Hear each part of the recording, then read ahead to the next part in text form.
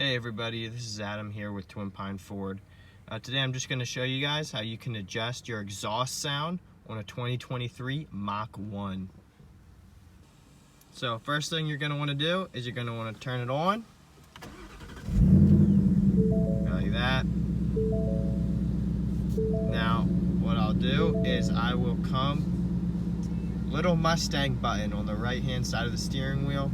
You'll click that, pulls up mode, you'll scroll down to exhaust mode, click it, it's at normal, so you can depending on what you want, you can pick one. Quiet I would probably just use during nighttime. You can definitely hear is a lot more quiet versus if I go just in the daytime, you want to have some fun with your friends, go to the sport mode.